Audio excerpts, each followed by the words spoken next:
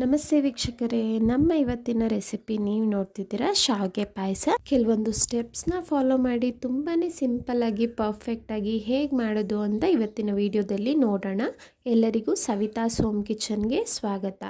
ಇನ್ನೂ ಯಾರೆಲ್ಲ ಸಬ್ಸ್ಕ್ರೈಬ್ ಆಗಿಲ್ಲ ಪ್ಲೀಸ್ ಈಗಲೇ ಹೋಗಿ ಸಬ್ಸ್ಕ್ರೈಬ್ ಮಾಡಿ. ಹಾಗೆ ಶುರು ಮಾಡೋಣ.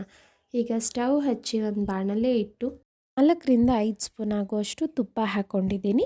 ಇದಕ್ಕೆ ಸ್ವಲ್ಪ ದ್ರಾಕ್ಷಿ, ಸ್ವಲ್ಪ ಗೋಡಂಬಿನ ಹಾಕ್ಕೊಳ್ತಾ ಇದ್ದೀನಿ. ಡ್ರೈ ಫ್ರೂಟ್ಸ್ ನಿಮಗೆ ಯಾವ್ದು ಇಷ್ಟನೋ ಅದನ್ನೆಲ್ಲ ಹಾಕ್ಕೊಳ್ಬೋದು, ಬಾದಾಮಿ, ಪಿಸ್ತಾ ಎಲ್ಲ. ಕೇವಲ 1 ನಿಮಿಷ ಫ್ರೈ ಮಾಡಿದ್ರೆ ದ್ರಾಕ್ಷಿ ಈ ರೀತಿ ದಪ್ಪ ದಪ್ಪ ಆಗುತ್ತಲ್ಲ, ಆಗ ತೆಗೆದು ಸೈಡ್ಗೆ ಇಟ್ಕೊಳ್ಳೋಣ. ಈಗ ಇದೇ ತುಪ್ಪಕ್ಕೆ 1 ಕಪ್ ಆಗೋಷ್ಟು ಶಾವಿಗೆನ ತಗೊಂಡಿದ್ದೀನಿ. ಇದು ನಾರ್ಮಲ್ ಶಾವಿಗೆ, ರೋಸ್ಟ್ ಆಗಿಲ್ಲ. ಸ್ಟವ್ನ ಲೋ ಫ್ಲೇಮ್ ಇಟ್ಕೊಂಡೆ ಇದನ್ನು 3-4 ನಿಮಿಷ ಕಂದು ಬಣ್ಣ ಬರೋವರೆಗೂ ಫ್ರೈ ಮಾಡ್ಕೋಬೇಕಾಗುತ್ತೆ. ನೀವೇನಾದರೂ ರೋಸ್ಟೆಡ್ ಶಾವಿಗೆ ತೊಗೊಂಡ್ರೆ ಇಷ್ಟೊಂದು ಟೈಮ್ ತೊಗೊಳ್ಳೋದಿಲ್ಲ. ಇದು ಅನ್ರೋಸ್ಟೆಡ್ ಅಲ್ವಾ, ಅದಕ್ಕೆ ಒಂದು ಸ್ವಲ್ಪ ಟೈಮ್ ತೊಗೊಳುತ್ತೆ. ಲೋ ಫ್ಲೇಮಲ್ಲೇ ತಿರುಗಿಸ್ಕೊಡ್ತಾ ಶಾವಿಗೆನ ಫ್ರೈ ಮಾಡ್ಕೋಬೇಕು. ಆಗ ಎಲ್ಲ ಶಾವಿಗೆನೂ ಒಂದೇ ಥರ ಇವನ್ನಾಗಿ ಪರ್ಫೆಕ್ಟಾಗಿ ಫ್ರೈ ಆಗಿರುತ್ತೆ. 3-4 ನಿಮಿಷ ಫ್ರೈ ಮಾಡ್ಕೊಂಡಿದ್ದೀನಿ. ಪರ್ಫೆಕ್ಟಾಗಿ ಗೋಲ್ಡನ್ ಬ್ರೌನ್ ಬಂದಿದೆ. ಈಗ ಶಾವಿಗೆನ ಯಾವ ಕಪ್ಪಿನ ಅಳತೆಯಲ್ಲಿ ತಗೊಂಡಿದ್ನೋ ಅದೇ ಕಪ್ಪಿನ ಅಳತೆಯಲ್ಲಿ 3 ಗ್ಲಾಸ್ ಹಾಲು ಹಾಗೆ 3 ಗ್ಲಾಸ್ ಆಗೋಷ್ಟು ನೀರನ್ನು ಮಿಕ್ಸ್ ಮಾಡಿ ಇದಕ್ಕೆ ಹಾಕೊಳ್ತಾ ಇದ್ದೀನಿ. ನಾನಿಲ್ಲಿ ಹಸಿ ಹಾಲನ್ನೇ ತಗೊಂಡಿರೋದು. ಹಾಲು ಹಾಕಿದ್ಮೇಲೆ ನಮಗೆ ಶಾವಿಗೆ 3/4 ಭಾಗದಷ್ಟು ಬೇಯಬೇಕಾಗುತ್ತೆ. ಒಂದು 5-6 ನಿಮಿಷ ತಗೊಳುತ್ತೆ. ಶಾವಿಗೆನ ತುಂಬ ಸಾಫ್ಟಾಗೂ ಬೇಯಿಸೋದಕ್ಕೆ ಹೋಗಬೇಡಿ. ನಮಗೆ ಕೈಯಲ್ಲಿ ತಗೊಂಡು ಹೀಗೆ ಪ್ರೆಸ್ ಮಾಡಿದ್ರೆ ಮಾತ್ರ ಶಾವಿಗೆ ಕಟ್ ಆಗಬೇಕು. ಆಗ 3/4 ಭಾಗದಷ್ಟು ಬೆಂದಿದೆ ಅಂತ ಅರ್ಥ. ಕೈಗೆ ಅಂಟಬಾರ್ದು, ಸಾಫ್ಟಾಗಿ ಆಗಬಾರ್ದು, ಪಾಯಸದಲ್ಲಿ ಚೆನ್ನಾಗಿರೋದಿಲ್ಲ. ನಾವು 5-6 ನಿಮಿಷ ಈ ರೀತಿ ಮೀಡಿಯಮ್ ಫ್ಲೇಮಲ್ಲೇ ಬೇಯಿಸ್ಕೊಂಡ್ರೆ ನಮಗೆ ಹಾಲು ಹಾಗೆ ನೀರು ಏನು ಹಾಕಿರ್ತೀವೋ ಅದರಲ್ಲಿ ಅರ್ಧ ಪ್ರಮಾಣದಷ್ಟು ಕಡಿಮೆ ಆಗಿರುತ್ತೆ. ನೋಡಿ, ಇಲ್ಲಿ ನೀವು ನೋಡ್ತಿರ್ಬೋದು ಹಾಲಿನ ಪ್ರಮಾಣನೂ ಕಡಿಮೆ ಆಗಿದೆ. ಶಾವಿಗೆನೂ 80% ಅಷ್ಟು ಬೆಂದಿದೆ. ನಾವು ಶಾವಿಗೆನ ಯಾವ ಕಪ್ನಲ್ಲಿ ತೊಗೊಂಡಿರ್ತೀವೋ ಅದೇ ಕಪ್ಪಿನ ಅಳತೆಯಲ್ಲಿ 1 ಕಪ್ ಆಗುವಷ್ಟು ಸಕ್ಕರೆನ ಹಾಕ್ಕೊಳ್ತಾ ಇದ್ದೀನಿ.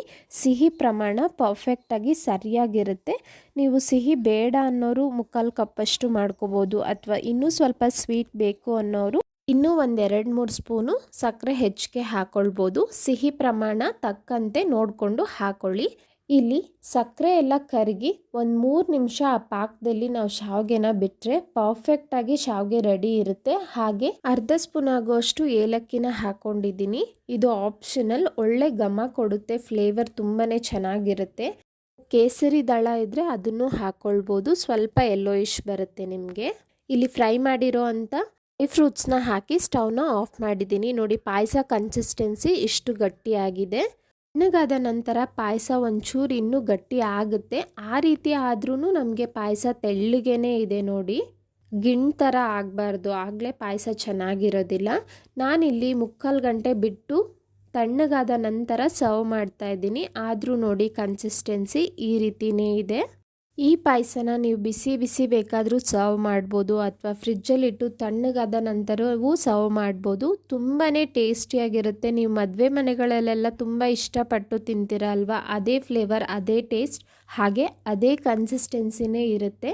ಯಾವುದೇ ಸ್ವೀಟ್ ಮಾಡಲಿ ಮೆಜರ್ಮೆಂಟ್ ಕಪ್ಪು ಅಥವಾ ಗ್ಲಾಸ್ ಏನು ತೊಗೋತೀರ ಎಲ್ಲ ಪದಾರ್ಥಗಳಿಗೂ ಅದೇ ಯೂಸ್ ಮಾಡಿ. ಪರ್ಫೆಕ್ಟಾಗಿ ಹಾಳಾಗದೆ ಸ್ವೀಟ್ ಬರುತ್ತೆ.